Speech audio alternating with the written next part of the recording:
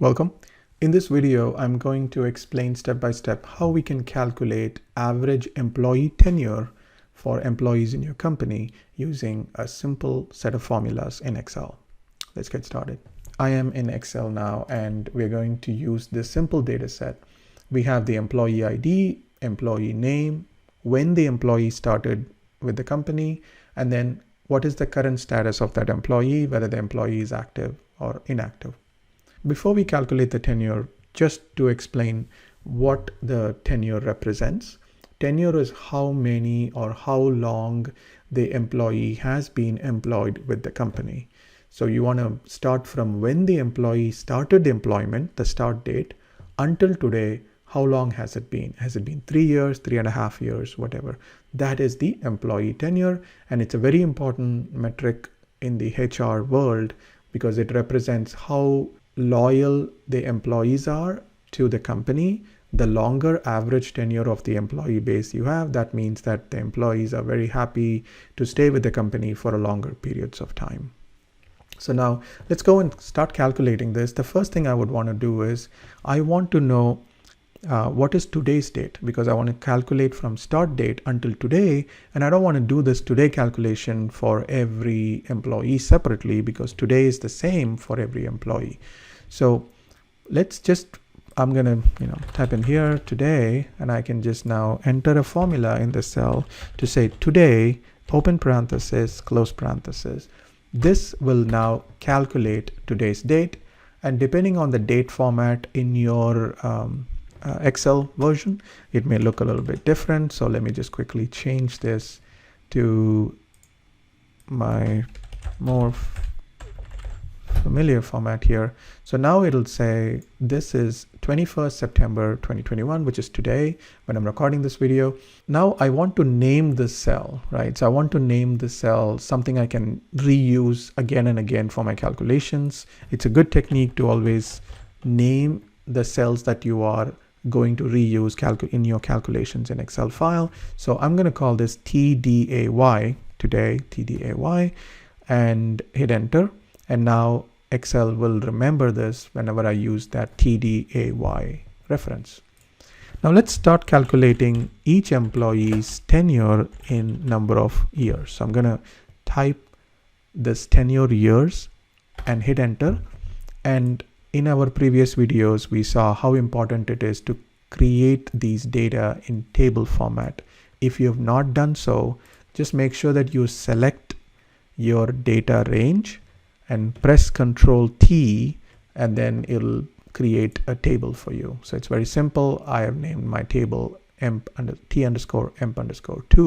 That's my table name, and you can name according to your needs. Now we have added a tenure column to our data set, and we need to now calculate it. So how do we calculate tenure in years? So we will start with first finding out how many months have gone by, right? So date DIF. So you saw that it doesn't even appear in Excel that there is a function called DATEDIF, but it does exist. So DATEDIF, open parenthesis. The bad thing is that you don't know what to enter because it doesn't prompt you any of the parameters, but it's pretty straightforward. So DATEDIF, enter your start date. So I'm going to choose my start date, comma, choose your end date. My end date is today, right? So TDAY, that's my end date. And then comma, now double quotes, we need to tell Excel what difference am I calculating? Am I calculating the number of days or number of months or number of years? My recommendation would be to do the months first, and I'll explain later why, and not years. When I do M, double quotes, and then just close parenthesis, hit enter. Now what happens is Excel is calculated in a date format, which we don't want Excel to do that. So I'm going to go back to change the format to general. And now Excel will tell me, right now it is giving me in months, right? So I'm today 21st September 2021. You will see that if the employee started on the 20th August, they have completed one full month. So if the employee started on 8/21, they've completed full. But let's say if the employee started 8/22, now it'll say, no, they haven't completed even a single month yet because they haven't. So this is how this formula works. I did an undo to go back to 21 August. And now the employee, it says employee has completed 1 full month. So hopefully this makes sense so far. To calculate the number of months, we will use a DATEDIF function. Now, we do want the number of years, right? So let's just divide it by 12. Hit enter. And once again, Excel is trying to say, it looks like a date. I want to go back and no, just use general format, please. So now Excel is showing that there are partial years. So 8.75 years, 7.42 years. And we would not have been able to calculate these partial years if we used the Y instead of M in the DATEDIF function. So the DATEDIF function allows you to calculate the number of years directly, but if you do so, we will not be able to calculate partial or fractional years. It'll go from 8 to 9. We can't get to 8.5 years. So that is why I recommend start with the months calculation first, divided by 12, right? So now we know how many years, even though it's not in a good format here. We'll fix that problem by using a round function. So round, open parenthesis. So round this whole thing we calculated now, comma, to 1 digit. Okay. So when I close parenthesis and hit enter, you will now see that it's much better looking 8.8 years, 7.4 years, and so on. And let's look at the last one. So this is 1 month, right? So 1 month gets counted as 0.1 year. And because we rounded it to 1 digit, and if I rounded it to 2, it will say 0.08 or something like that. But again, I don't think we need to be that precise. So I rounded it to 1 digit. Okay. So now we know every single employee's tenure. Now, how can we calculate now the average for all active employees, right? Remember that it calculates even for inactive employees, which is not fair because the employee has left the company. We should not be counting their tenure anymore, right? And that's why when we go and calculate the average tenure, we want to only include active employees. So we're going to do that with the AVERAGEIF function. So equals AVERAGEIF, it's a function, open parenthesis, and it'll say, where do I need to check for my if condition? And we need to check in the status column. So I'm going to select the status column, put a comma, and then now double quotes, give the criteria, which is active. So I'm telling Excel, only do the average if the status equals active. And in your case, if your values are different, you can modify this. Put a comma again, and now we need to tell Excel, what are we averaging?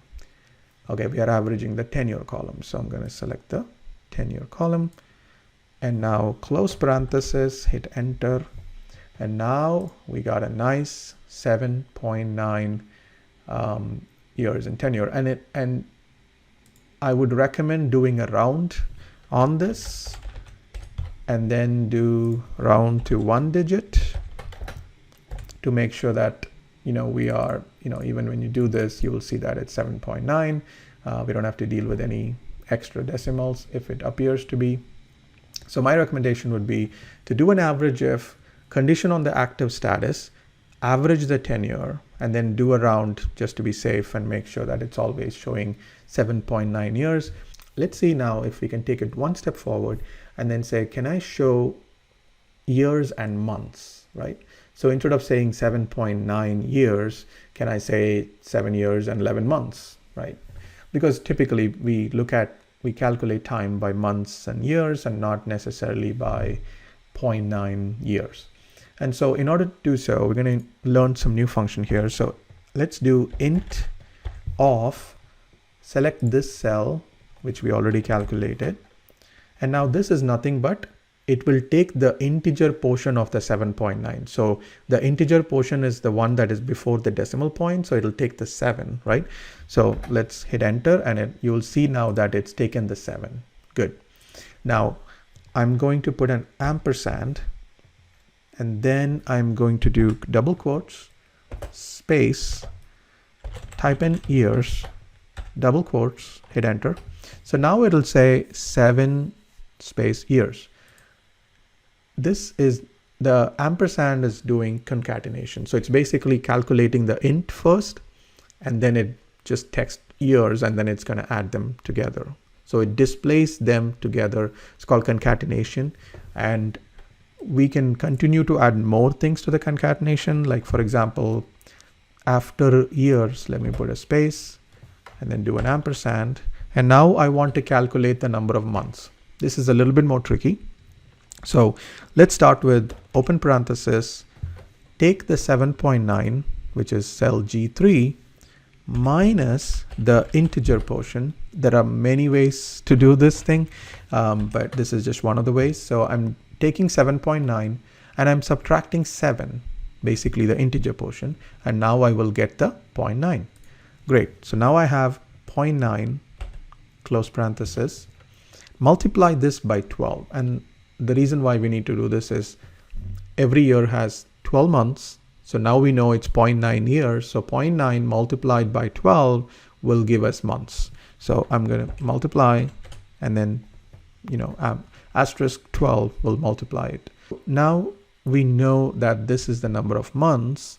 I can now do an ampersand again. And before I do that, let me show how this looks. Hit enter.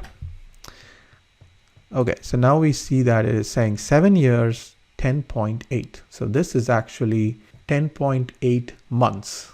So it's not 11 months, it's 10.8. And we don't want that. We want to make sure that it's rounding it. So I'm going to put a round and then round, 0. So I don't want any decimals, just round it to an integer. And now hit enter. It'll say 7 years, 11. This is correct. So now for the last part, I want to do an ampersand at the end and concatenate the text, which is double quotes, space, months. And close the double quotes and hit enter. So now we can say that it's 7 years and 11 months. So this is how we can display the same information, but in a different way, 7 years and 11 months instead of 7.9 years. Now, if the employee, one of this employee Hills, is actually active, I'm going to hit active, change it to active, and now you'll see that automatically the tenure changes, 8 years, 8 months, 8.7 years. And so this is how we can calculate average employee tenure for a list of employees in your company. If you found this useful, please share your thoughts in the comment section. If you have any suggestions on making it better or how you calculate it in your company, I would love to hear from you. Please visit inzara.com/HR to know more about Excel templates and tutorials around HR. Thank you very much for watching.